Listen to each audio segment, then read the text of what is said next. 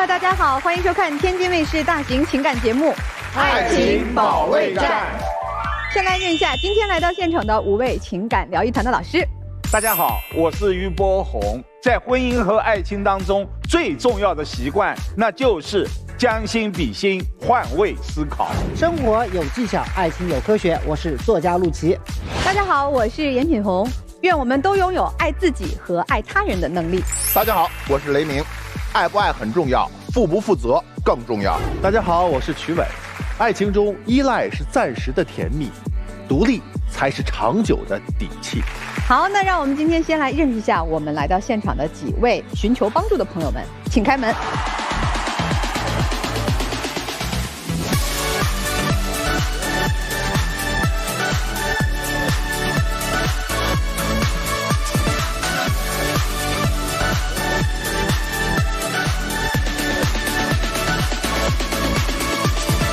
首先要疗愈的是本期第一对情感嘉宾胡先生，36岁，来自河南；个体景女士，38岁，来自河南；个体他们究竟遇到了怎样的情感困惑？你来参加节目的诉求是什么？我们是2婚，他之前答应我会对我以前的孩子视如己出，可是现在他却变卦了，我都怀疑和他再婚是不是错了。我感觉现在既然组成了这个家庭，他的心思应该放在这个家，而不是天天想着以前。他现在非要我和他再要一个孩子，难道我们的婚姻是靠一个孩子来维系的吗？他现在连个孩子都不愿意给我生，压根都没打算跟我长久过，感觉吧，现在这段婚姻中太没安全感了。哟，这是老公没有安全感。哎，你们结婚多长时间了？快1年了。谈了多久结的婚？我俩是2022年的时候在医院认识的。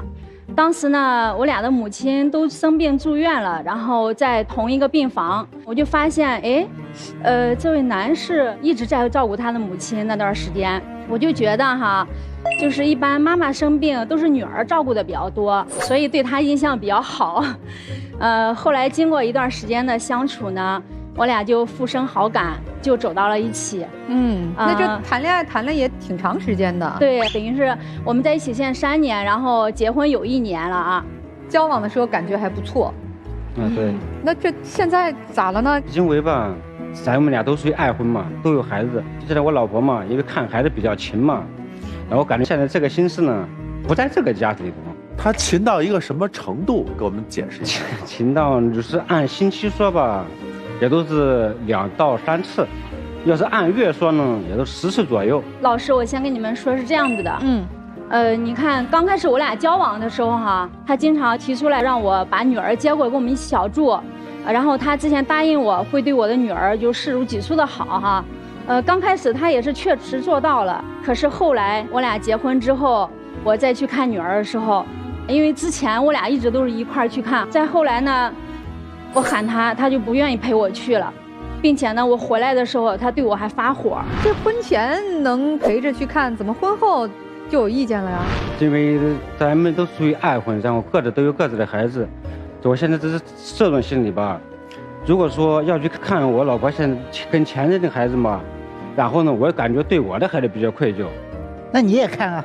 因为我是10年结的婚嘛，17年离的婚。当初分手的时候呢，跟着小孩他妈妈，然后商量的是小孩归女方，然后我这边呢的抚养费一次性补助到18岁，所以说跟着小孩呀、妈妈呀联系的很少，偶尔也就是逢年过节放假，然后再跟他们联系一下子，几乎也不怎么去看。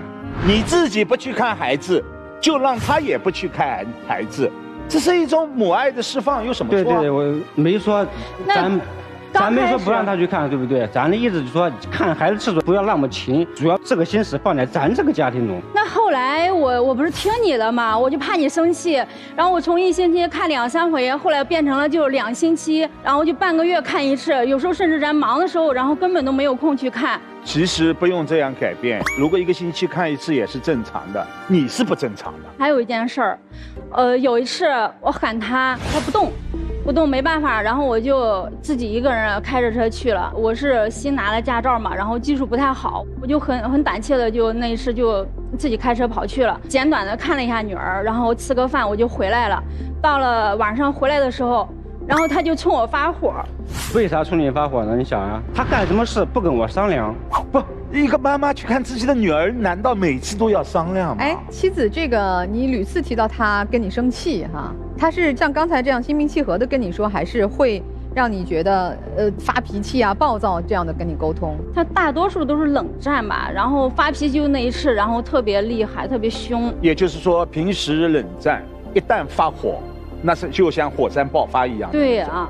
哎，我听说你们这次来我们天津录制啊，也发生了很大的冲突，是吗？我也听编导说了。哦，好像可不是你们说的轻描淡写的冷战哦。老师，我还有一件事想跟你们说。你说。就是关于我女儿的事儿。然后那一次，我把女儿接过来，她对我女儿态度很冷淡，就是很不好，然后不理我们，她也不给我们做饭。为什么要给你们做饭？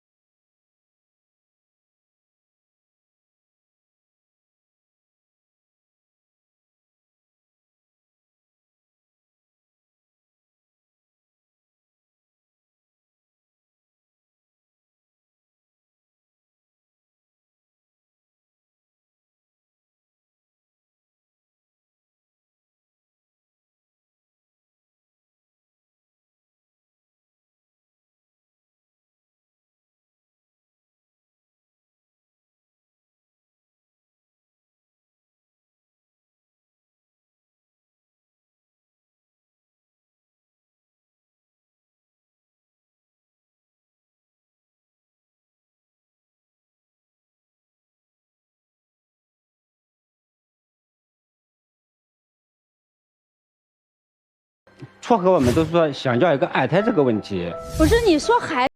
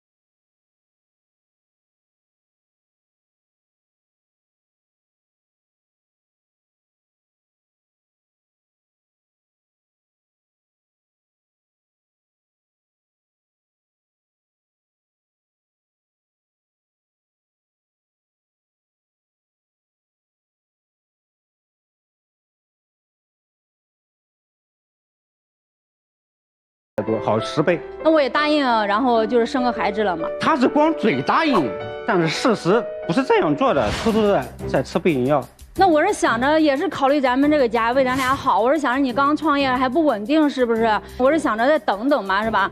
我等不等你们可以商量，关键是你答应了他了，然后你又背着他吃这个药，他生气，这个是不是也能理解啊，妻子？是，那是我做的不对啊。你有没有瞒着他做过什么事儿呢？关于跟女儿相处的，这个有，老师有一次嘛，我在外地出差嘛，我给他打电话，他也不接，最后吧，我又给他打电话。然后他接了以后，然后说吧，跟闺蜜在一起。然后等我出差回来到家以后，然后再问他，他说其实去看孩子去了。那你在这之前，你是不是也骗过我？有一回，老师有一次他也是出差去，明明他当天他都可以回来的，但是他告诉我，他说事情没办完，需要第2天。到了晚上，我打视频给他，我才知道原来他去前期的看孩子了。我去看孩子是咋回事？我去看孩子，我不像你这么亲，对不对？你说来说去，好像你们说都是孩子的事儿，生不生孩子的事儿，之前的孩子怎么相处的事儿，你俩之间的感情呢？也有好的一面，也有不好的一面。你老是怀疑我，你怀疑我这，怀疑我那的，肯定不信任我，对不对？我肯定不信任你啊，是不是？因为咋回事？都说咱俩一块生活了，居然还不想生孩子，不生孩子你还偷偷摸摸背着我吃避孕药，这个原因肯定是这么怀疑啊，对不对？你还怀疑他啥？他给，然后他的前夫打过电话。还关心他前夫，就是提醒他什么吃药呀，什么这那这的。打电话吗？就是打电话。我不是说关心他哈，你想歪了你，因为他感冒了，然后我怕他传给孩子，我不是关心他目的，我其实目的就是关心女儿，你知道吧？当天我也在感冒，我也在咳嗽，怎么我不见你说呢？我也跟你说了吃药呀。吃药。那你说一句心里话，你说一句暖心话，那我不暖和吗？其实我觉得你不是说因为我不关心你，我觉得你是在担心我怎么了，你怀疑我。对呀，我肯定怀疑你，我就怀疑你。你怀疑我啥呀？我怀疑你旧情复燃呢，对不对？你说这话可笑吧？什么叫旧情复燃呀？对不对？我旧情复燃，我就不会跟前夫离婚，我不会跟你结婚了。我既然跟你结婚，我再说一个，我就要和你好好过。他说他不会旧情复燃，他然后跟前夫的妈妈还继续叫妈妈。那咱俩的妈算啥嘞？平时都叫妈，今天不叫妈了，那老人心里不难受吗？我是这样想的呀，对不对？就是妈怎么了？这事儿咱放在这儿，反正这是让他怀疑你的另外一桩，还有什么怀疑他的吗？还有一桩都是有人吧送个手链给他。男人？是他的合伙人。我跟你说了呀，然后人家他为了感谢我刚开始不接受的，我是觉得哈这太贵重了，我觉得就是我怕你误会，还有一个我不接受，但人家他真的是很诚心诚意的，为了表示感谢我就接受了。你不接受，最终的你还是接受了，对不对？先生，你告诉我手链代表了什么？我没理解。相守一辈子吗？哎呦，我的天哪！哎呦，我还第一次听说嘞。如果按照您这么理解，送件衣服。不，那我就把你包裹一辈子。我跟你讲，有个很严重的问题，你老婆现在和别的男人呼吸同样的空气，我的天哪，都吸到肺里去了。收了手链以后，有没有告诉自己的丈夫？我当时没有给他讲，然后我就戴到手上了。我也是没想，哎呀，这就不对。正常的情况，如果自己的妻子收了别人的男人一条手链，那回家是必须要告诉自己的丈夫。他平常他太小心眼了，老是怀疑我，我也没给他讲。你们俩有就是比如说吵架闹矛盾，就是升级到说咱们过不下去了不过，有这样的情况吗？反正有。前几天有一次，然后我刷抖音，我看见他抖音，然后下面有一个女士在那评论，然后他还回复人家，给人家送了几朵玫瑰花。然后我一问，他比我还生气嘞。他冲我发火，然后就给我冷战，就不理我。网络这一块嘛，我也不认识他谁呀。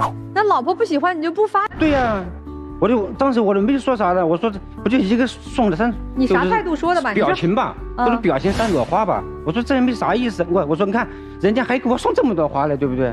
然后就这么个事儿就提升到说咱们不过了，还有好多呢，就是孩子的事儿。我真的听说刚才我就提到过一次，你俩没接我茬啊。就你们这次来我们天津录像解决你家这问题，也大吵了一架，差点又不过了，编导都被你们折磨崩溃了。他就莫名其妙的他就不理我，我不知道为啥。后来我才知道，原来是因为我当时在路上给人家说了话，就这样子。跟谁说话？就是跟陌生人说话。陌生人，我就不要就都在那排队，我就说个话，你说这来那来，你又不认识人家。就是因为这个点小事，他又踩到那个网络这一块，然后就说导致这个矛盾越来越多。你排队的时候跟那陌生人聊天，那陌生人是他搭讪你还是你搭讪他？是人家先主动问我的，你就开始跟人聊了。对啊，然后老公还在旁边，在旁边就简单聊几句，他就生气了啊。如果老公不在，被他知道还另说一码。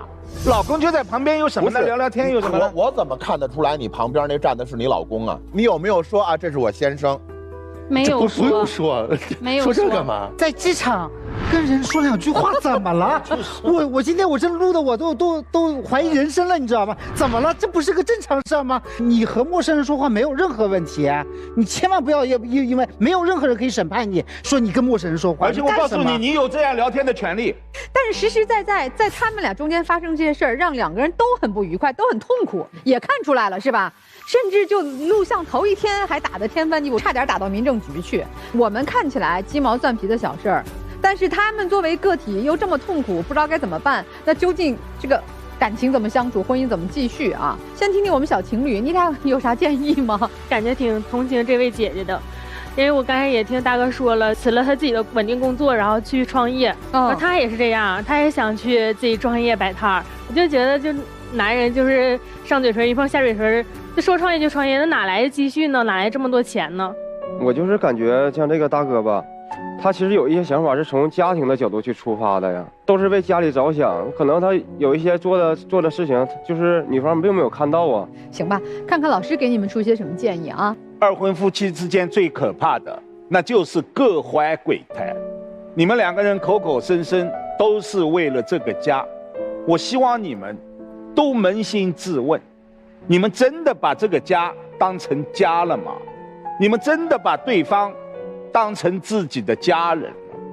我们并不是说再婚夫妻因为有孩子，有各种复杂的因素，他可能没有把全部的心思放在这个再婚家庭，但至少彼此之间是现在最亲的人。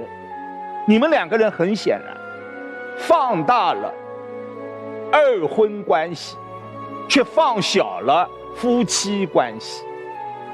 很多我们认为是很正常的夫妻关系、婚姻关系，在你们这里都变成了不正常。比如说，去看自己的孩子，这是父爱母爱的释放。我们离婚了，对孩子的爱是不能离的，因为前面有孩子，就难免要与前夫有联系，这个很正常。如果1个星期看2、3次确实多，这好好商量，妻子也应了。1个星期、2个星期看1次，很正常。另外，这位妻子，您也扪心自问，您把他的女儿当自己女儿了吗？这个是需要对等。您希望他对你的女儿视同己出，您对他的女儿，我刚才没有听到。由于你们2个人，我说的难听一点，各怀鬼胎，都提防着。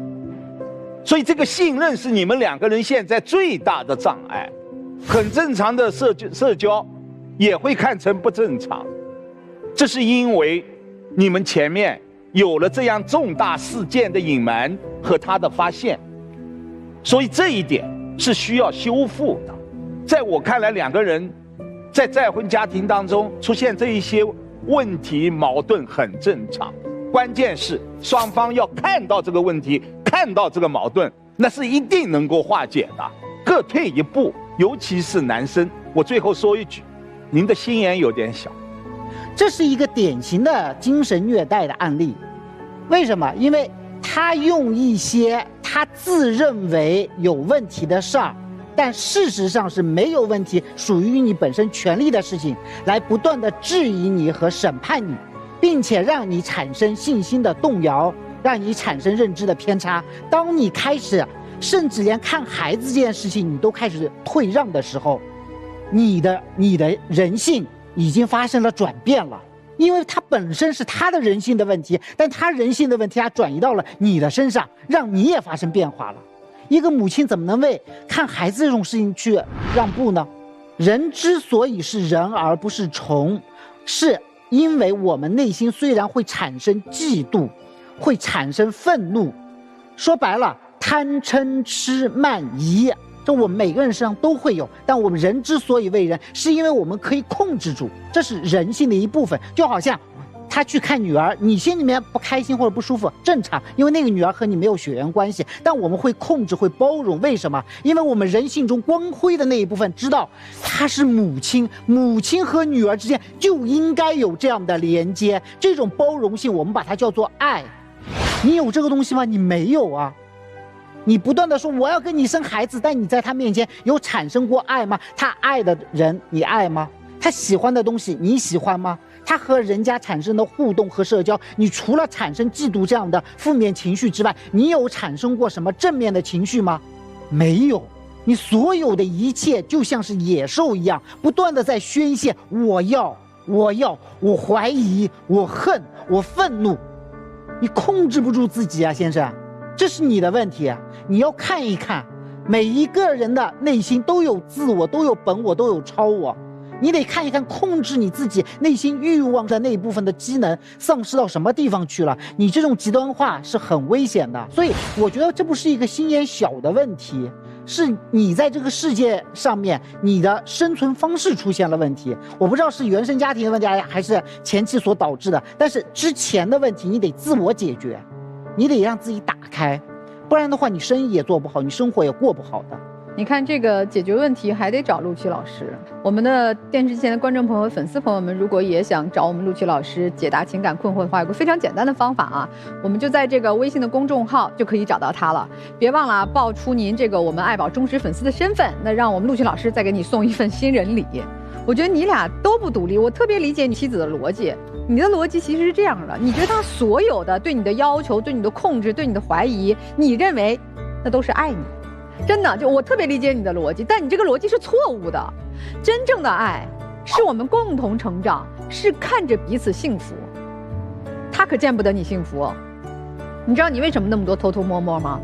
因为你这30多年来的行为模式在他这儿全都给你推翻了，你都是错的。你作为一个妇道人家，你怎么能收一个男性送的手链呢？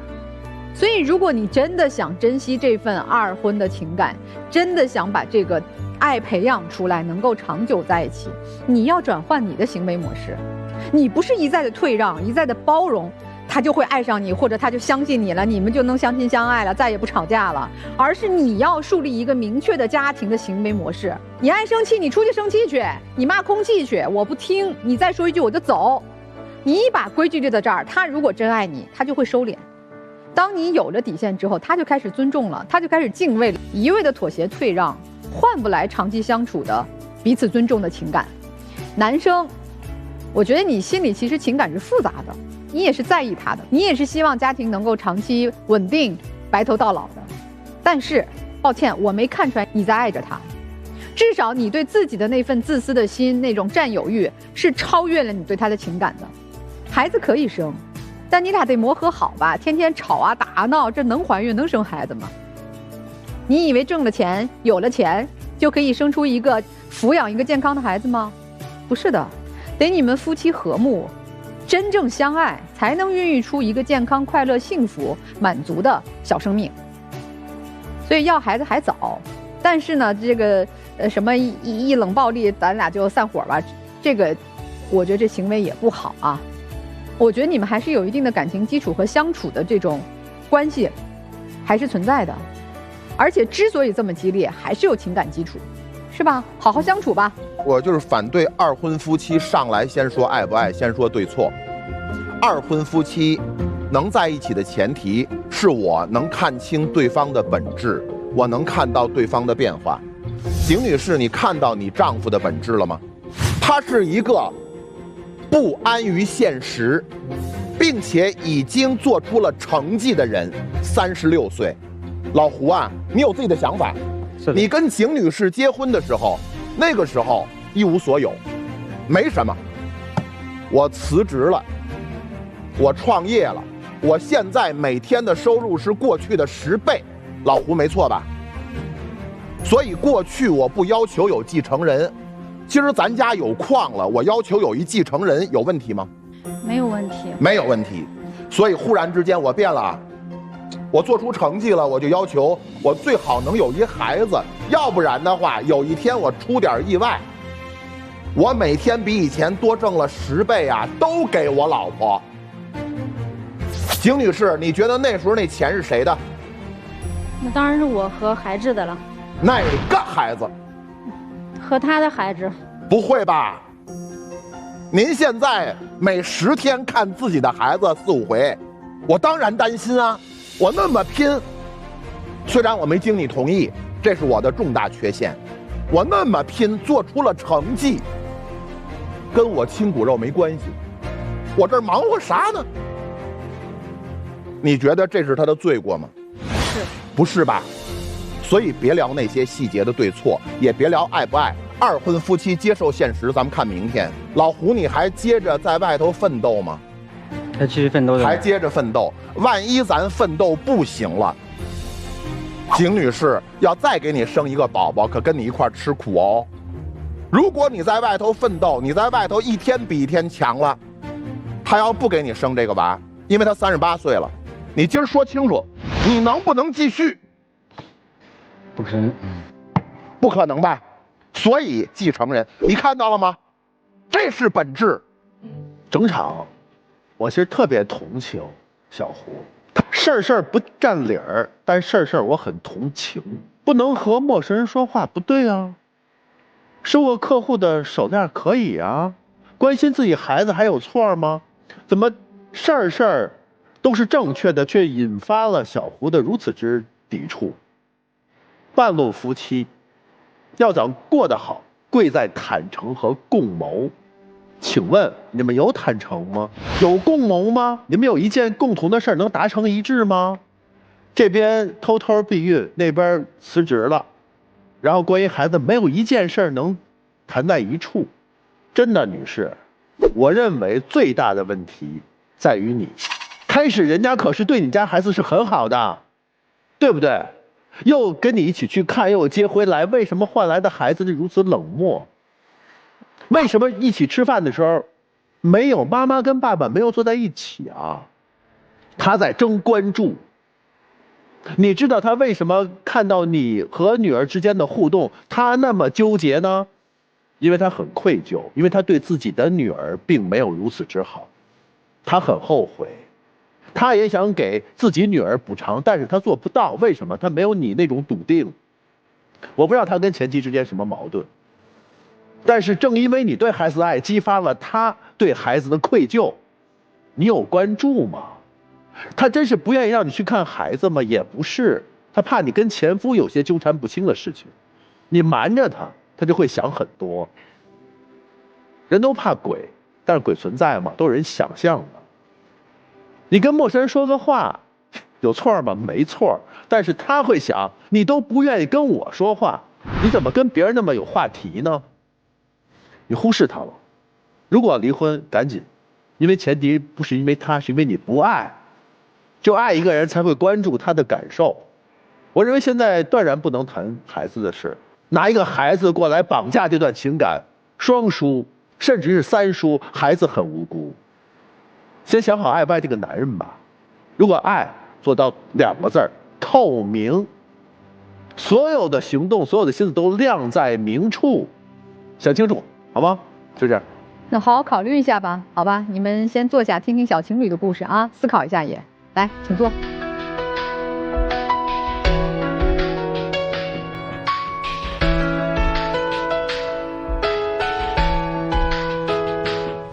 本期第2对情感嘉宾小宋，24岁，来自辽宁，自由职业；小韩，24岁，来自辽宁，老师。那么，他们又遇到了怎样的情感困惑？如何评价对方？爱画饼，吃软饭，情绪化，从来只考虑自己的利益。他太敏感了，还有公主病，什么事儿都跟我斤斤计较，就好像全世界都欠他的一样。你觉得你们最大的问题是什么？我现在跟他在一起，还不如我自己一个人过得好呢。我现在已经很努力了，可他对我还是什么都不满意。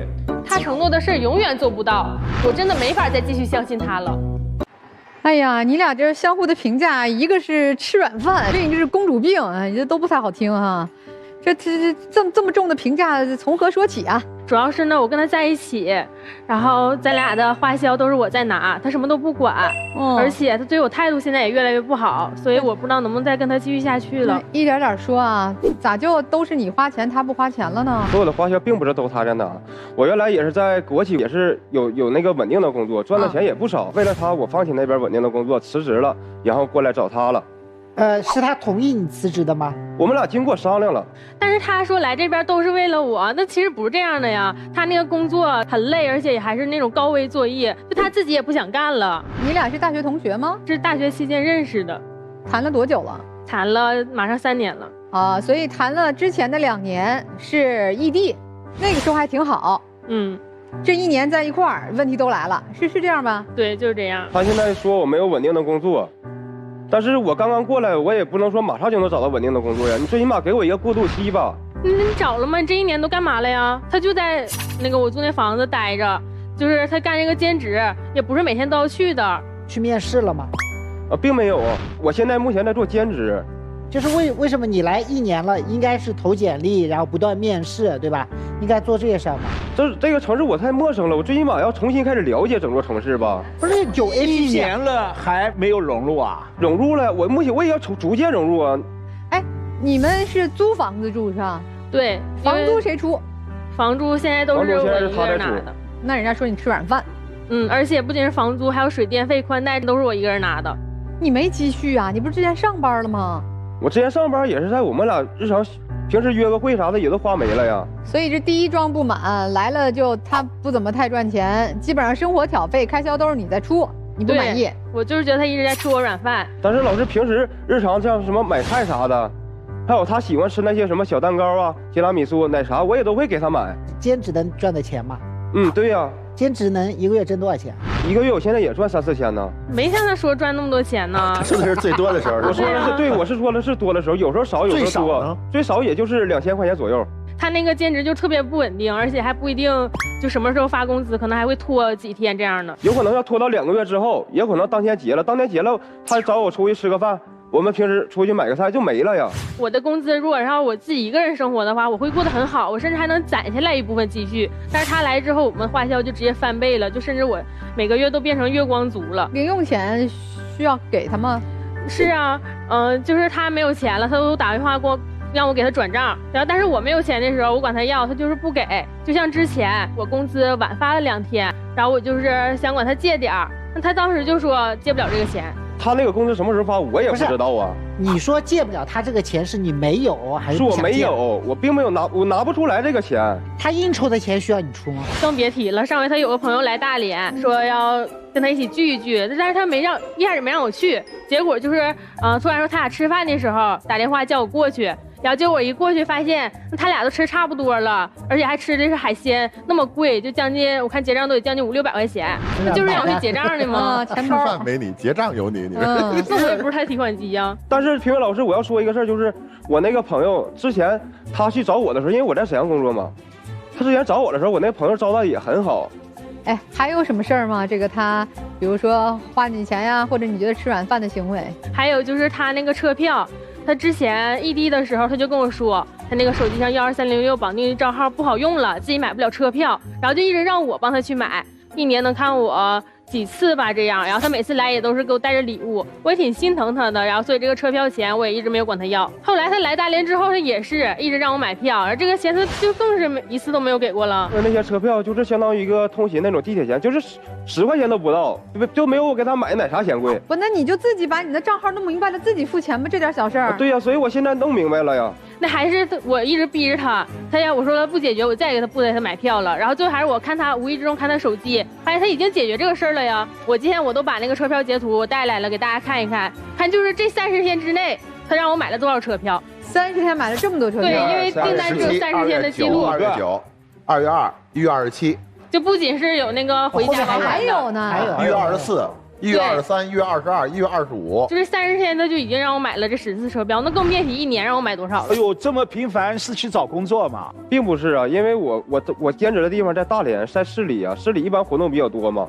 荆州市，然后我们住的地方就在荆州啊。哦，你不是把你的账号都弄好了，可以自己付钱了，为啥还让人家付？对，弄好之后就没有再要他花什么钱了。小宋，是不是咱家特别困难？啊，对呀。但是人穷志不能短呐。他就是把我当提款机一样，我都说了，那他没钱也可以管家里去要啊。哎，你这话说的也不应该这么顺当，真的，没钱就跟家里一样，张嘴就接。您接着聊吧，接着聊。因为他管我要太多次了，所以我就挺不理解。你给个机子，滋溜就上去了。当时我要辞职，然后我跟家里商量了，我说我为了他辞职的，那家里肯定不同意啊。我就说我来这边能找到稳定工作，然后家里那边才同意了。这你看没有，完美的堵住了这个口，我就不能跟家里要钱，否则还是给你找麻烦。那所以这个成果就我是为我们好，变成我承担了。姑娘还有啥不满意的？咱今儿一气儿的都说了呗。我就觉得他一直花我钱都挺理直气壮的。还有之前有一次咱俩都约定好去环球玩了，大头的钱包括门票啊、车票还有酒店的钱都是我拿的。然后这个时候我手里就是没有太多余的钱了，然后我闺蜜突然来找我说找我玩，然后我就想管她借点钱，那我闺蜜来了，我是不是也得招待一下人家呀？但是我管她借，她就态度特别强硬，就直接拒绝我。我没有拒绝你，那几天你要的钱我都答应说给你了，我只不过兼职公司没发，你闺蜜只要来了，我就给你这个钱。我后来给了，她不要啊。哎妈呀，他们所有的矛盾没有超过500块，真的是就为这点钱吵来吵去，这我也觉得就是都是小钱，没有必要这么斤斤计较的。你说我马上就找到工作，或者你给我多长时间，你总得有个交代。天天因为这仨瓜俩枣吵架，你这有，那这24岁就是有这精力干点啥不行啊？你平时对他好吗？我平时对他很好啊。好吗？来，姑娘说。之前就有一次，我下班回到家之后，我看见他竟然用洗衣机去洗鞋，我就跟他说：“你别这样，一这样我还要洗贴身衣，我觉得很不卫生啊。”然后他当时就气得赶紧收拾行李，然后要离家出走。所以你看，陆琪老师本来想就让你们回忆一下甜蜜的往昔，对，你又扔出来一个让你还是依然生气，除了吃软饭还不讲卫生。租房子钱是不是也挺多的呀？那没考虑经济条件不好，咱换一个。方便点的，便宜点的。换了呀。对，现在他就是想要换个房子，然后他一直不同意说，就是我跟他说我不同意这个房子，咱们能换一个离我上班近点了。离谁上班近？我现在每天上下班，离我上班近一点。你不是没工作兼职吗？兼职那也是要上下班啊。不是去大连不是贵吗？就是换一个，最起码不用每天坐火车，咱们靠地铁站附近。我能每天节省一半时间，他只要提前10分20分就可以了啊。因为我现在每天上下班要6点起来，然后晚上10点11点才能到家。那离他上班的近是吧？对，他下楼就到了。再说这房租钱本来就是我一个人拿呀。行吧，这个还是继续陆琪老师的问题，有啥好的甜蜜的回忆吗？其实，我们在一起这3年，他给我落差感还是挺大的。比如说，在刚在一起的时候，他前年给我过生日吧，我那个时候还在学习，我就挺累了，我就不想去过我那个生日。然后结果他还是给我准备了一大箱子的那种礼物，然后每一个都是那种他用心包装好的，一共22件，我一件一件去拆。然后结果去年我过生日的时候，我就期待他能给我准备什么惊喜，那结果就是什么都没有。以前在上学的时候嘛，他要那些礼物也是我通过就是假期还有周末兼职出去赚的那个钱，给他攒下来的钱买这些礼物。确实当时我也有精心准备，只不过现在因为每天第一个是花销不够，第二个是我也想要去，既然来到这个城市，我也想更努力，就是赚到更多的钱呢，不能维持这种现状下去了。所以这就是你不给我准备生日礼物的理由吗？你生日礼物给你准备了，今年呢，他想要那个化妆品、眼影和粉底液，我也给他买了。那俩化妆品还是他问我喜欢什么，然后我也知道他手头不富裕，我就是随手我就选了2样，这加一起都不到100来块钱。那我给你买喜欢的礼物，我也有错了？那你就是毫无准备、毫无新意啊！但是他过生日的时候，我看他那个手机都卡的不行，不能用了，我直接花我工资大几千给他换了个新手机。到他生日当天的时候，我还是给他额外准备了其他的生日礼物，也是用心准备的。哎，你是对他没有像以前一样的激情和爱意了呢，还是就是囊中羞涩？我一直对他很有以前那种爱意，只不过现在我能力做不到，我也希望他能给我一点时间。那咱钱拿不到家里边，咱情多付出一点，你仪式感多一些，对吧？浪漫温柔多一点，这你做到了没有吧？我也做到了，他想要的是那种节日当天的那种浪漫，比如说像七夕人多呀，所以说兼职也多呀，我就是只能在那种节日当天我去做活动，然后所以导致七夕我并不能说很长时间陪着他，我只能下班之后再回家赶紧去陪他，赶紧赶着去赶他。但是哪怕我下班很累了，我路边看到一个什么奶茶呀，他喜欢喝的，或者是他喜欢吃的提拉米苏，那些东西我也会给他买。但是他只在意节日当天有什么给他什么礼物，这平时生活中的一些小惊喜他没有说过呀。那我们的纪念日呢？我们的520天、999天，那都不都是赶上他就是很在意这些节日当天，但是我们的现在情况就是不要老在意这些东西了。不是，姑娘是觉得你钱也赚不来，这情绪价值也提供不了。他没有钱给我提供情绪价值也可以呀。他没有钱，他可以手工给我 DIY 做个小礼品，我也会很高兴的。我知道他在用心，就把家收拾干净点，别用洗衣机洗鞋。家务干不干？家务都是我在干，那都是他在干。别听他那家务都是经常都是攒3、4天，攒到一块多才去干。你管我，那是不是我也是我干呢？不是，你就当3天请个钟点工吧。哎呀，姑娘，我要给他做饭呢，他每回都要吃4菜1汤，那导致有些菜量可能工作量特别大，然后我就感觉当天特别累了，我不想收拾，把碗啥的放在一边了。然后今天就不洗了，第2天赶上周末了，他可能要出去溜达，我要陪他。每天都4菜1汤吗？不是，我就要求他有，最好是有荤有素就可以了，都没有4菜1汤这回事啊。我来捋一下啊，就是姑娘希望我晚上下班回来有荤有素有汤，然后家里还干干净净、立立正正的。反正你今天不上班，你就把这些帮我干了，是这意思吧？在家的时候我也收拾啊。但是我在家的时候收拾哪了，他看不到啊。哎，他是个有规划、对自己这个职业有安排的人吗？我的规划就是想先摆个小摊，我也没说直接上去当一个CEO 什么的，我就想从底层慢慢干起来，最起码就越来越好嘛。我觉得他就是一直在给我画饼，他承诺这件事他就是做不到啊。他之前因为他是专科，我是本科，然后他比我早毕业1年，我就想问他，那他毕业了对未来规划是什么呀？然后他就是想先去专升本。然后结果他学了半年之后，就不学了，考试他都没敢去参加。那我想问问，就是每天当时那个工作，特别忙，每天就是早上7点钟到晚上10点钟回来。想找理由，啥都是理由。我觉得那怎么能是理由了？没有时间去学呀。啊，对，上7天班，上6天半的班，那怎么去学呢？没法学，没考成。你要出那个摊要攒多少钱？1万块钱左右。你什么摊要1万块钱？就是那种小食品摊啊，就是卖炸串的，你就是买一个2手的车，对不对？对。然后全套的设备不需要1万块钱。各位老师不知道这里面还有个隐情，因为去年他一直这样嘛，然后我今年年初我也跟他说了，实在不行咱俩就分手吧，就是他要一直这样咱俩没法过了呀。然后他就跟我承诺，他说这1年他要好好去兼职，然后先攒一部分钱去摆那个摊儿嘛。那这样肯定还得等他1年时间呢。然后他说，如果这1年实在不行的话，就要跟我分手，就放弃了，就因为他给不了我更好的生活了。然后，反正那天晚上咱俩也打了3个小时电话，就都挺难受的。然后我也不知道该不该继续等他，该不该给他这个机会。就是我当时说了，不管最后他选择分手或者不分手，如果说他选择分手的话，我也会把这1年他给我花的钱我都还给他。你跳出钱，哎呀。人生一辈子赚钱的时候多着呢，你得工作大半生呢。咱跳出钱，说说情感的事儿。情感我一直都是想给他一个更好的生活。如果说我不想给他更好生活，我当初也不会因为异地来放弃那个工作来陪他。这是理由吗？所以其实眼前的这个你们的情况也挺清晰的，就是过去的3年，大家都在校园里，或者是都还算是有对方满意的这个生活状态。但现在这1年走到一起了，经济上、情绪价值的提供上等等，女生诸多不满，那该怎么办？男生能不能努力成为女生现在希望看到的样子？他有没有这个能力是一方面。另外，你们俩的感情经过这几年的这种打磨，到现在究竟真爱和彼此对对方的支持、鼓励和陪伴、等待，这种彼此的能力还有多少？我觉得这个是你们要考虑的啊。也听听我们这对夫妻啊。这小年轻们他们的感情何去何从啊？您2位也给出主意。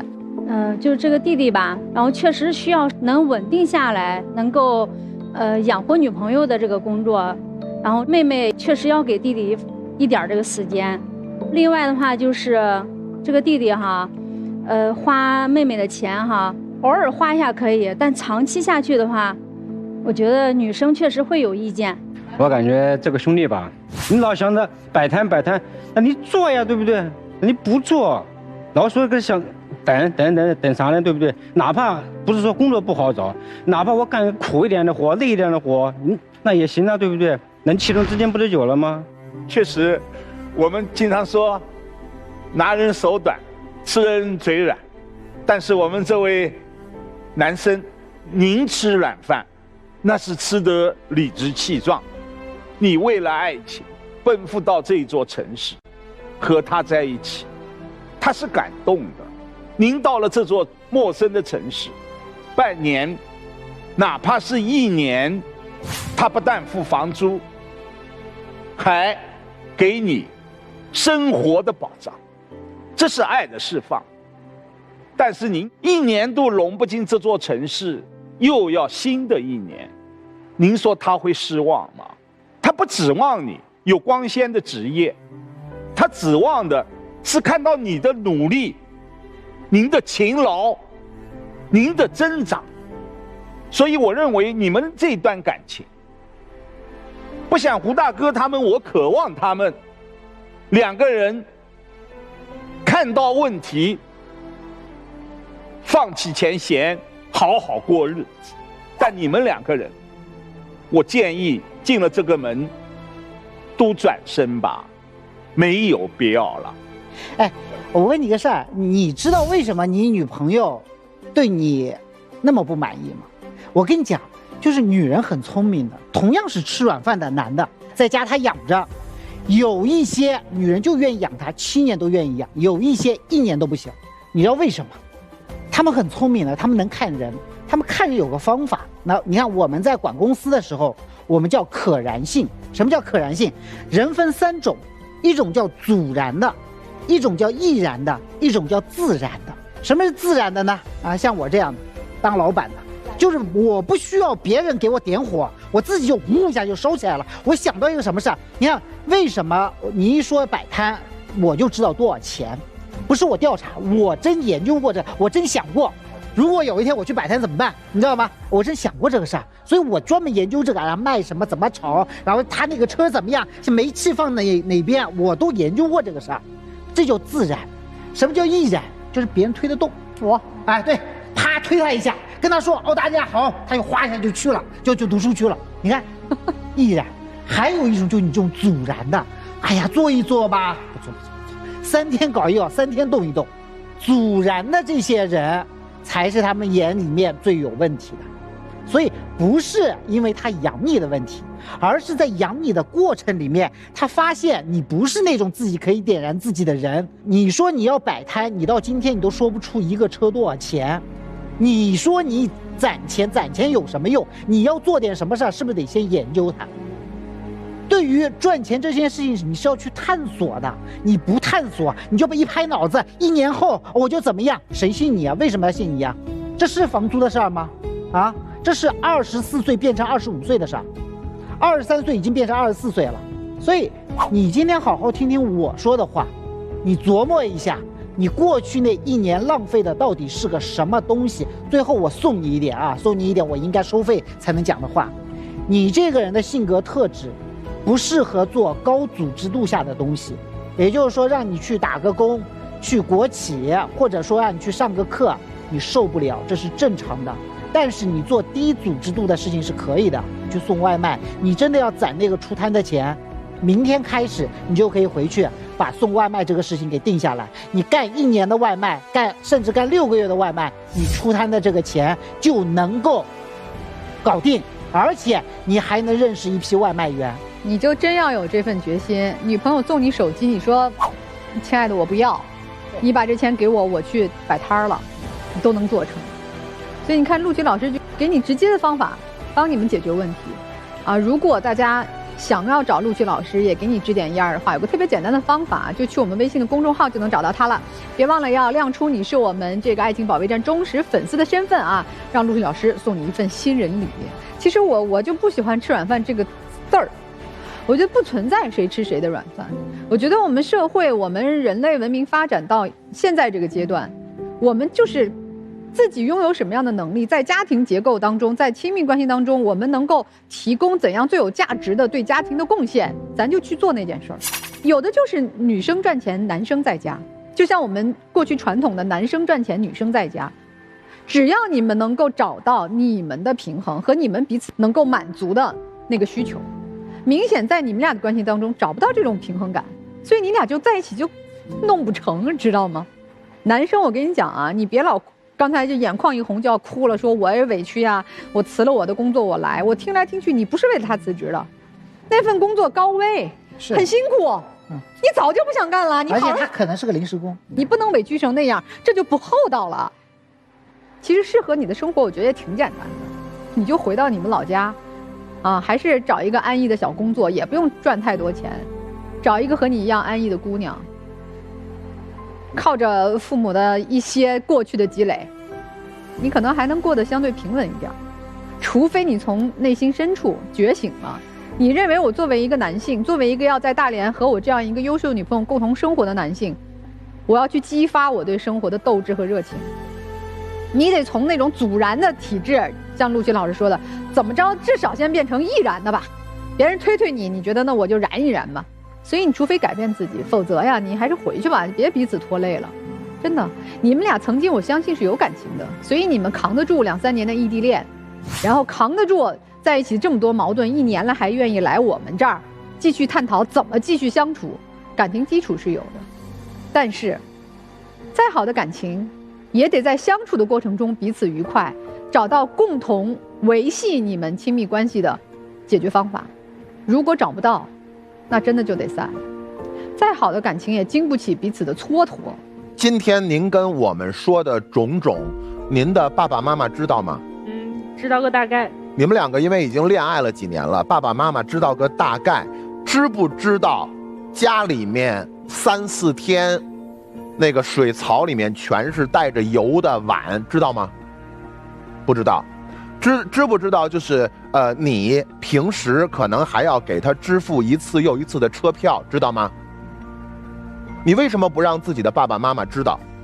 怕他们不同意。那你是希望他们同意还是希望他们不同意？我肯定希望他们同意。行嘞，我知道为什么你们能恋爱好几年了，我知道为什么我们这儿苦口婆心都是白费了。你还笑了？哎，然后我问一下，小宋开心吗？我为什么开心呢？哎呦，这时候小韩哦，这时候他哭了，你发现了吗？刚才跟我回答的时候他笑着的，他发现他为你做了这么多之后，你扭头，我不开心啊，我为什么要开心啊？立马委屈了，白委屈了，全白费啊，是不是？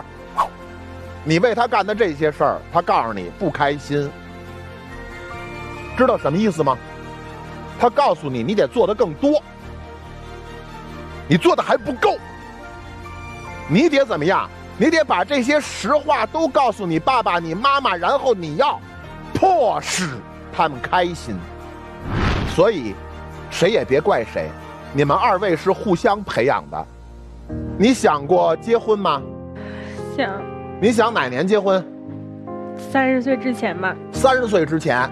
就是30岁之前，你今年24对吧？你给自己留了6年，你还是给他留了6年？你想嫁给他吗？肯定是想，心里是想。到现在你还说想，吃定了。所以2位继续吧。然后接下来照现在这么继续发展下去，很可能结婚的钱得爸爸妈妈贴，然后很可能至于彩不彩礼的就不要聊了，有可能生了个宝宝还得这个宝宝的外公外婆往里贴，然后贴的钱越多，女婿看自己的这个岳父岳母就越不顺眼，因为我在岳父岳母面前，如果我毫无尊严的话，我只能通过讨厌他们来让自己显得很正确。然后接下来岳父岳母跟女婿之间有矛盾，接下来咱们的生活注定一生欣欣向荣，注定这一生非常的充实。雷老师说的不是正向的话啊，我讲明白了吗？啊，你看到这些了吗？那我就正着说吧。哎。爱情是可以同甘共苦的，但是绝不能一个人背着另外一个人赶路。爱情也不怕穷，但怕的是穷的心安理得，还怪对方不够宽容。所以现在马上要做3件事。第一，断掉寄生关系。你不觉得它像一个你身上的寄生虫吗？怎么断？给他30天。不找到一份全职的工作，或者是稳定的兼职工作，让他搬离你的居所。第二，在这30天内记账，因为当金钱的这个滤镜打碎之后，你才能看到真心呐。你是一片真心，但他呢？然后定一个短期目标，别1年，3个月，3个月一定行动起来，找到一份真真正正的是未来可以看到是份事业的工作，否则的话，分开，绝无妥协。听懂没有？男生听到了吗？去做吧，做行动的巨人吧！啊，你看不会的。雷老师一直摇头，不会。所以兄弟，这段感情给你的更多可能不是爱情，可能没有结果，但给你学到一件事儿，就是作为一个男人，作为一个人，我们先得独立，我们先不能怕吃苦，不能懒，我们先得强起来，你才能得到爱情，否则一无所得。好，那你们也思考思考，想想自己究竟选择怎样的人生，咱就不要来回纠结这样那样的哈，你就本着一致的啊，我们这个身心一致哈，去过你的人生就没毛病啊！千万不要我又想他这个跟我在一起，然后我又觉得他得赚钱，他又赚不了钱，我这该怎么办？咱不弄这些纠结的事儿，想到一个能够自洽的方式，咱就去体验实践就好了，好不好？你们都稍作思考，我们看看你们最终的选择是怎样的。来，请两组嘉宾都回到我们的转门后。